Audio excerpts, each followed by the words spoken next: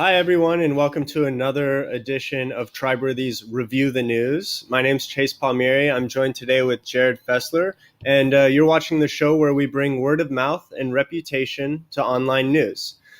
Today's headline is How Killing the Nuclear Deal Could Make It Easier for Iran to Pursue the Bomb in Secret. And this was written by Joby Warwick in the Washington Post. So we're going to dive into this article today. It's a hot off the press because today President Trump announced that he will be dismantling the Iran nuclear deal. He and his supporters have many arguments as to why they're doing this. There are also arguments on the other side. And we're going to dive into how this article was presented. So, Jared, why don't you go ahead and say hi to everyone and tell us how you reviewed this article? But actually, right before you do, let's just check the Triberthy rating page. So far, this article has 2 reviews and 100% rating on Triberthy. So let's go ahead and hear what Jared has to say about it.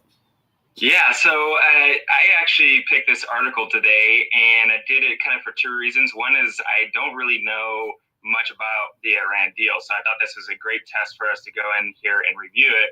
Whereas, Chase, I know you have a little bit more experience and read a little bit more on this topic. So I thought this was a great article. My biggest piece that I liked about it was how much context it gave to the Iran deal itself. For someone who didn't know much about it, it really broke down all the different things that happened leading up to the Iran deal, but then also the measures that are taking place currently with the Iran deal in place. So I thought he did a fantastic job to kind of inform people what was going on so that way they can understand the article itself.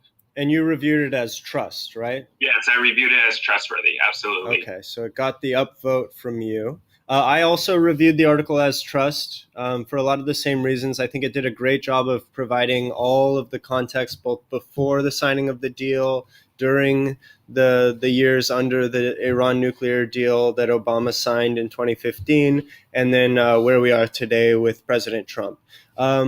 I thought the author, Joby, did a fantastic job of remaining objective and just kind of presenting the information, presenting the arguments on both sides, providing supporting evidence for both of those arguments. And a lot of great quotes, too. I mean, from the IAEA, CIA, the Prime Minister of Israel, former State Department officials, Arms Control Association Secretary. I mean, there was a ton of stuff in there. So I really like the quotes. Right. And the IAEA is kind of at the heart of this issue because they're the UN's governing body that is in charge of overseeing and kind of gathering information on Iran's nuclear programs. And so far, they've had unparalleled access to Iran. They have people on the ground. They have literally video cameras up in some of these sites.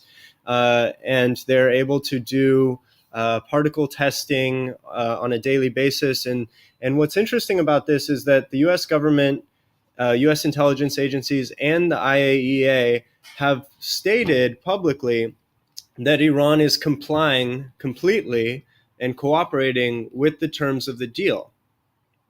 But it's crazy, though, that the Israel prime minister is the one who's saying the exact opposite of that. Which is it crazy? A lot of conflict of interest given their natural state and warring with each other, not believing the other one's a state, and et cetera.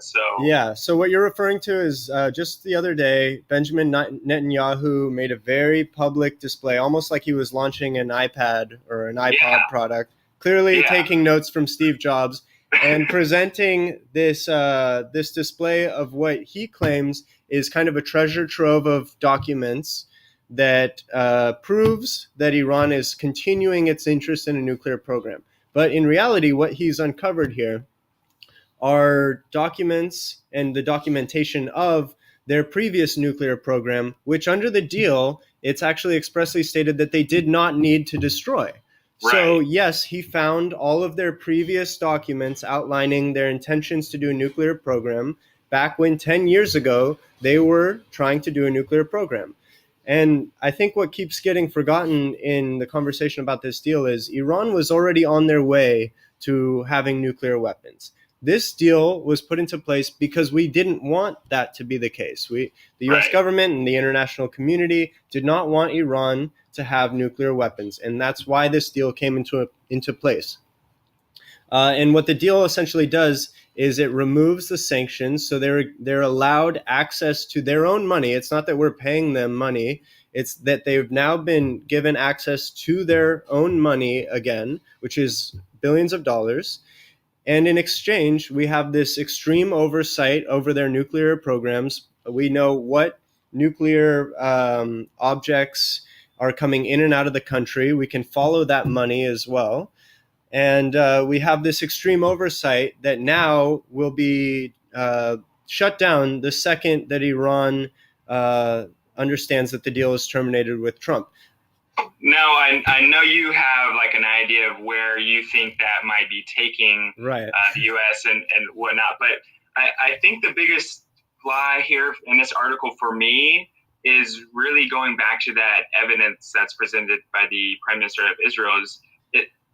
I felt like there wasn't enough information given about what that evidence was, or really where it came from, or what time it came from.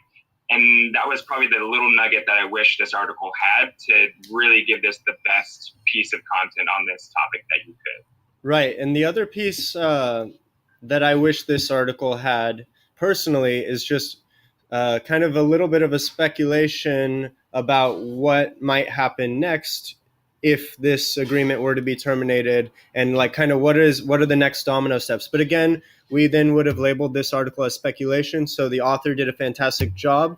But it is, unless he labeled it at the bottom, which, you know, if he clearly labeled his opinion and his speculation at the bottom, I think that would have been that critical expert insight that maybe some of us that are less, you know, involved in the situation are really looking for. Right. So if I were to speculate myself as to what I think the side effects of removing this deal are going to be, first off, I think it's important to note that the Israeli military and intelligence community, as well as the U.S. military and intelligence community, as well as the mainstream media, have all been kind of calling for an invasion of Iran for years now. Obviously, that's a generalization in a way. Not everybody in all that community is calling for war, but there's been a lot of call for the invasion of Iran. And what I think is going to happen next, and again, I'm speculating now, but that's I have the right to speculate as long as I'm labeling it as such. I think that the deal is going to be destroyed, as it was today by President Trump. I think the UN's IAEA is no longer going to have this unparalleled access to their nuclear programs, and they're essentially going to be booted out of the country. And we're going to have no eyes on the ball in Iran. And that's going to make us fearful as the United States. We're going to start to hear more and more about, well, now we don't know what they're doing. I'm sure they're starting a nuclear program again. And then I think the resulting effect is that we're going to invade Iran out of what's going to be called self-defense. Right, yeah.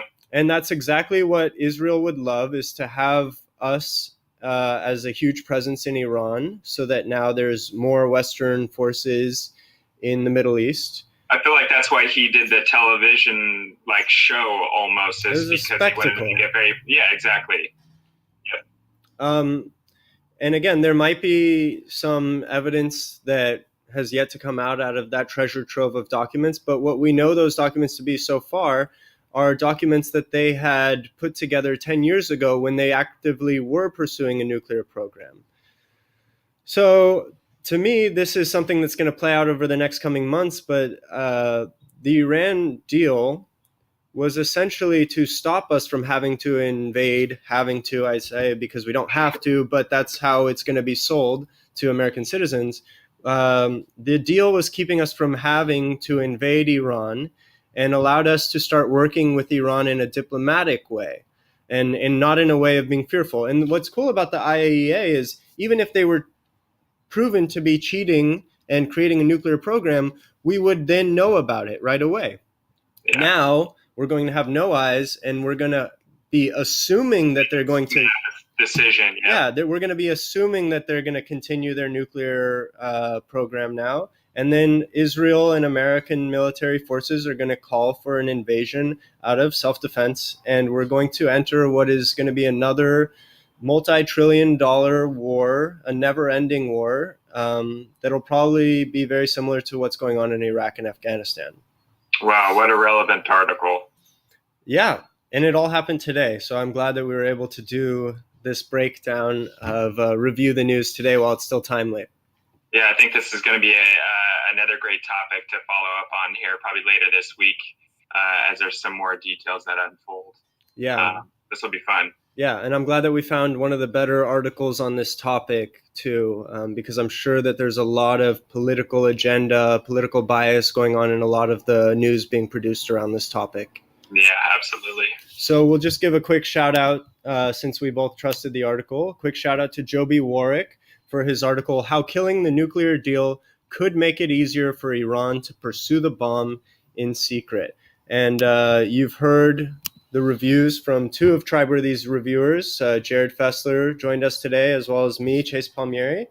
And we'll get back to you soon with another episode of Triberthy's Review the News. Thanks, and stay active.